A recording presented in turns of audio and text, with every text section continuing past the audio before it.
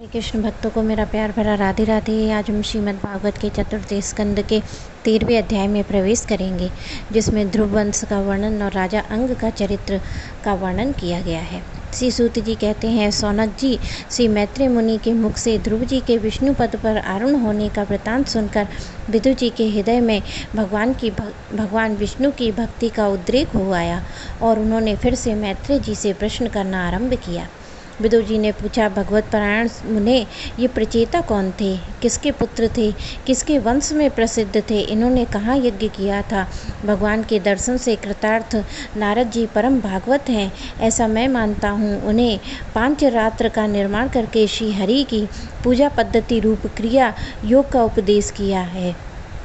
जिस समय प्रचेतागण सर्वधर्म का आचरण करते हुए भगवान यज्ञेश्वर की आराधना कर रहे थे, उस समय भक्त प्रवर नारद जी ने ध्रुव का गुणगान किया था। ब्राह्मण, उस स्थान पर उन्होंने भगवान की जिन जिन लीला कथाओं का वर्णन किया है, वे संपूर्ण रूप से मुझे सुनाइए और मुझे उन्हें सुनने की बड़ी इच्छा है।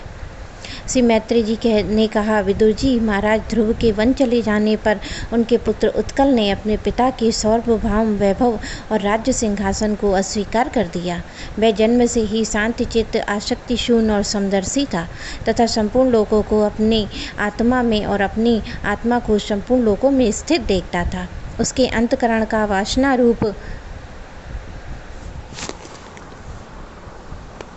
मल अखंड योग अग्नि से भस्म हो गया था, इसलिए वह अपनी आत्मा को विशुद्ध बोध रस के साथ अभिन्न आनंदमय और सर्वत्र व्याप्त देखता था। जब इस प्रकार के भेद से रहित प्रशांत ब्रह्म को ही अपना वह स्वरूप समझता था तथा अपनी आत्मा से भिन्न कुछ भी नहीं देखता था, वह ज्ञानियों के रास्ते आदि साधारण स्थानों में बिना लपट की आग के समान मूर्ख, अंधा, बहरा, पागल और गूंगा सा प्रतीत होता था। वास्तव में ऐसा था ही नहीं, इसलिए कुल के बड़े बूढ़े और मंत्रियों ने उसे मूर्ख और पागल समझकर उसके छोटे भाई भ्रमिपुत्र वत्सर को राजा बनाया। वत्सर की प्रेयसी भार्या स्वार्थी के गर्भ से पुष्पाण, तिग्मकेतु, ईश, उर्ज, वसु और जय नाम के 6 पुत्र हुए। पुष्पाण के प्रभा और दूसा नाम की 2 स्त्रियां थीं। उनमें से प्रभा के प्राता, मध्याह्निनी और शाय, ये 3 पुत्र हुए। दोनों के प्रदोष, निषीद, वियुष्ट, ये 3 पुत्र हुए। वियुष्ट ने अपनी भार्या पुष्करणी से सर्वतेजा नामक पुत्र उत्पन्न किया। उसकी पत्नी आकृति से चक्षु नामक पुत्र हुआ। चाक्षु मनवंतर में ही वही मनु हुआ। चक्षु मनु की स्त्री नडवला से पुरु, कुत्स, ऋत, धूम, सत्यवान, ऋत, व्रत, अग्निष्टोम, अत्रिरात्र, प्रधुम, शिबी और उल्मुख, ये 12 सत्वगुणी बालक उत्पन्न हुए। इनमें से उल्मुख ने अपनी पत्नी पुष्करणी से अंग, शुमना, ख्याति, क्रतु, अंगिरा और गय, ये 6 उत्तम पुत्र उत्पन्न किए। अंग की पत्नी सुनीति ने कुकर्मा वेन को जन्म दिया, जिसकी दुष्टता से उद्विग्न होकर राजा ऋषि अंग नगर छोड़कर चले गए थे। प्यारे विदुर जी, मुनियों के वाक्य वज्र के समान अमोघ होते हैं। उन्होंने कुपित होकर वेन को श्राप दिया। जब वह मर गया तब कोई राजा न रहने के कारण लोगों में लुटेरों के द्वारा प्रजा को बहुत कष्ट होने लगा। यह देखकर उन्होंने वेन की दाहिनी भुजा का मंथन किया, जिससे भगवान विष्णु के अंश अवतार आदि सम्राट महाराज पृथु प्रकट हुए। विदुर जी ने पूछा, ब्राह्मण, महाराज अंग तो बड़े शील संपन्न, साधु स्वभाव, ब्राह्मण भक्त और महात्मा थे। उनके वेन जैसा दुष्ट पुत्र कैसे हुआ, जिसके कारण दुखी होकर उन्हें नगर छोड़ना पड़ा?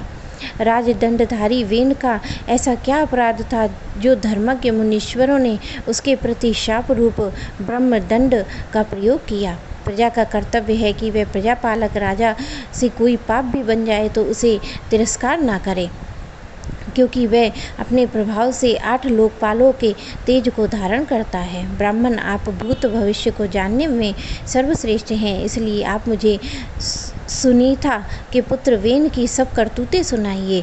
मैं आपका श्रद्धालु भक्त हूँ। श्री मैत्रेय जी ने कहा, विदुर जी, एक बार राज ऋषि अंग ने अश्वमेध महायज्ञ का अनुष्ठान किया उसमें वेदवादी ब्राह्मणों को आवाहन करने पर भी देवता लोग अपना भाग लेने नहीं आए। तब त्वजिजों ने विस्मित होकर यजमान अंग से कहा, राजन, हम आहुतियों के रूप में आपका जो घृत आदि पदार्थ हवन कर रहे हैं उसे देवता लोग स्वीकार नहीं करते हैं। हम जानते हैं कि आपकी होम सामग्री दूषित नहीं है, आपने उसे बड़ी श्रद्धा से जुटाया है तथा वेद मंत्र भी किसी प्रकार बलहीन नहीं है, क्योंकि उनका प्रयोग करने वाले त्वज गुण याजकोचित सभी नियमों का पूर्णतः पालन करते हैं। हमें ऐसी कोई बात नहीं दिखती है कि इस यज्ञ में देवताओं का कंचित भी तिरस्कार हुआ हो। फिर भी कर्माच्य देवता लोग क्यों अपना भाग नहीं ले रहे हैं? श्री मैत्री जी कहते हैं, त्वजिजों की बात सुनकर यजमान अंग बहुत उदास हुए। तब उन्होंने याजकों की अनुमति से मौन तोड़कर सदस्यों से पूछा, सदस्यों, देवता लोग आवाहन करने पे भी यज्ञ में नहीं आ रहे हैं, ना सोम पात्र भी ग्रहण कर रहे हैं। आप बतलाइए, मुझसे ऐसा क्या अपराध हुआ है? सदस्यों ने कहा, राजन, इस जन्म में तो आपसे तनिक भी अपराध नहीं हुआ है। हाँ, पूर्व जन्म में एक अपराध अवश्य है, जिसके कारण आप ऐसे सर्वगुण संपन्न होने पर भी पुत्रहीन हैं। आपका कल्याण हो, इसलिए पहले आप सुपुत्र प्राप्त करने का कोई उपाय दीजिए। यदि आप पुत्र की कामना से यज्ञ करेंगे तो भगवान यज्ञेश्वर आपको अवश्य पुत्र प्रदान करेंगे। जब संतान के लिए साक्षात यज्ञ पुरुष श्री हरि का आवाहन किया जाएगा, तब देवता लोग स्वयं ही अपना अपना यज्ञ भाग ग्रहण करेंगे। भक्त जिस वस्तु की इच्छा करता है, श्री हरि उसे वही पदार्थ देते हैं। उनकी जिस प्रकार आराधना की जाती है, उसी प्रकार उपासक को फल मिलता है। इस प्रकार राजा अंग को पुत्र प्राप्ति करने का निश्चय त्वजियों ने पशु के यज्ञ रूप से रहने वाले श्री विष्णु भगवान के पूजन के लिए पुरोडास नामक चरु समर्पण किया। अग्नि में आहुति डालते ही अग्निकुंड में सोने के हार और शुभ वस्त्रों से विभूषित एक पुरुष प्रकट हुआ। वे स्वर्ण पात्र में सिद्ध खीर लिए हुए थे। उदार बुद्धि राजा ने अंग ने याजकों की अनुमति से अपनी अंजलि में वह खीर ले ली और उसे स्वयं सूंघकर प्रसन्नतापूर्वक अपनी पत्नी को दे दिया। पुत्रहीना रानी ने वह पुत्र प्रदायिनी खीर खाकर अपने पति के सहवास से गर्भ ग्रहण किया और उसे यथा समय उसे एक पुत्र हुआ।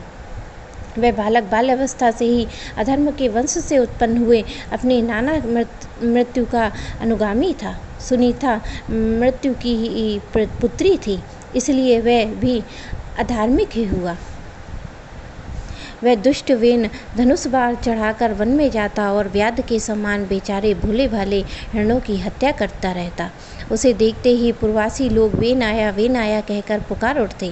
वह ऐसा क्रूर निर्दयी था कि मैदान में खेलते हुए अपनी बराबरी के बालकों को पशु की भांति बलात् मार डालता। वेन की ऐसी दुष्ट प्रकृति देखकर महाराज अंग ने उसे तरह तरह सुधारने की चेष्टा की, परंतु वे उसे सुमार्ग पे लाने में समर्थ न हुए।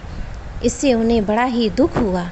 वे मन ही मन कहने लगे, जिन गृहस्थों के पुत्र नहीं हैं, उन्होंने अवश्य ही पूर्व जन्म में श्री हरि की आराधना की होगी, इसलिए उन्हें कुपूत की करतूतों से होने वाले अक्षय कलेश नहीं सहने पड़ते हैं।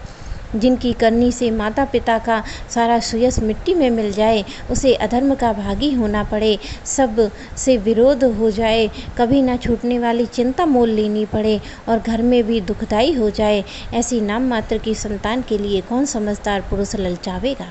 वह तो आत्मा के लिए एक प्रकार का मोह बंधन ही है। मैं तो सपूत की अपेक्षा कपूत को ही अच्छा समझता हूँ, क्योंकि सपूतों को छोड़ने में बड़ा क्लेश होता है और कपूत घर को नरक बना देता है, इसलिए उससे सहज ही छुटकारा हो जाता है। इस प्रकार सोचते सोचते महाराज अंग को रात में नींद नहीं आई। उनका चित्त गृहस्थी से विरक्त हो गया। वे आधी रात के समय बिछौने से उठे और इस समय वेन की माता नींद में बेसुध पड़ी थी। राजा ने सबका मुँह छोड़ दिया और उसी समय किसी को मालूम ना था। इस प्रकार चुपचाप उस महान ऐश्वर्य से भरे राजमहल से निकलकर वन को चल दिए। महाराज विरक्त होकर घर से निकल गए, यह जानकर भी कि सभी प्रजाजन, पुरोहित, मंत्री और सुहृदगण आदि अत्यंत शोकाकुल होकर पृथ्वी पर उनकी खोज करने लगेंगे। ठीक वैसे ही जैसे योग का यथार्थ रहस्य न जानने वाले पुरुष अपने हृदय में छिपे हुए भगवान को बाहर खोजते हैं।